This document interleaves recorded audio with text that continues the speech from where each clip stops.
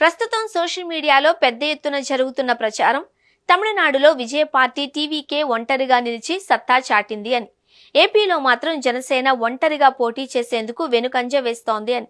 దీనిలో వాస్తవం లేకపోలేదు.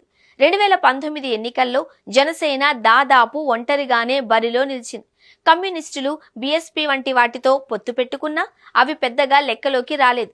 ఒక రకంగా జనసేన ఒంటరి పోరాటమే చేసింది, కానీ ఫలితం దక్కలేదు. దీంతోనే 2024లో పట్టుబట్టి టీడీపీ ప్లస్ బీజేపీలను ఒకే వేదికపైకి చేర్చి జనసేన పోటీ చేసింది. తద్వారా తాను లబ్ధి పొందింది. ప్రభుత్వం ఏర్పాటు చేసే పరిస్థితి వచ్చింది. ఇదే ఫార్ములాను వచ్చే 15 సంవత్సరాలు కూడా అమలు చేయాలి అన్నది జనసేన వ్యూహం.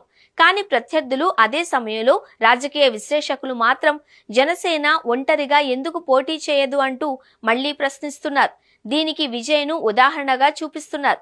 ఈ నేపథ్యంలో జనసేన ఒంటరిగా పోటీ చేస్తే ఎవరికి లాభం, ఎవరికి నష్టం అనే ప్రశ్నలు తెర మీదకు వస్తున్నాయి. ఈ దఫా జనసేన ఒంటరిగా పోటీ చేస్తే ఆ పార్టీకి ఖచ్చితమైన లాభం ఉంటుందన్న అంచనాలు వస్తున్నాయి.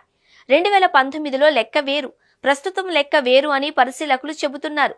గత 2 ఏళ్ల కాలంలో పవన్ కళ్యాణ్ ఉప ముఖ్యమంత్రిగా, ఇతర శాఖల మంత్రిగా చేస్తున్న పనులు, రాజకీయంగా పార్టీలో కొన్ని ఒడిదుడుకులు వచ్చినా ఆయన పాటిస్తున్న సంయమనం వంటివి సాధారణ ప్రజలను కూడా మంత్రముగ్ధులను చేస్తున్నాయి. ఇక అభివృద్ధి పరంగా కూడా పంచాయతీలను డెవలప్ చేస్తున్నారు. అంటే 2019 ఎన్నికల సమయంలో పవన్ పై ఉన్న ఇమేజ్ కు భిన్నంగా ఇప్పుడు పాలనా పరంగా ఆయన ఇమేజ్ పెరిగింది అన్న వాదన వినిపిస్తోంది. దీనికి తోడు జనసేనలో క్షేత్రస్థాయి ఎమ్మెల్యేల పరిస్థితి ఎలా ఉన్నప్పటికీ పార్టీ అధినేతగా పవన్ కు ఎలాంటి మచ్చలు మరకలు లేవు. పైగా గ్రామీణ, గిరిజన, ఎస్సీ సామాజిక వర్గాలకు ఆయన మరింత చేరువయ్యారు. పట్టణాలు, నగరాలలోనూ ఫీల్ గుడ్ లీడర్ గా చూస్తున్నారు. ఈ పరిణామాలతో జనసేన కనుక ఒంటరిగా పోటీ చేస్తే ఆ పార్టీకి లాభం చేకూరుతుంది అని మెజారిటీ విశ్లేషకులు చెబుతున్నారు. పైగా వైసీపీకి ఇది భారీ దెబ్బని అంటున్నారు.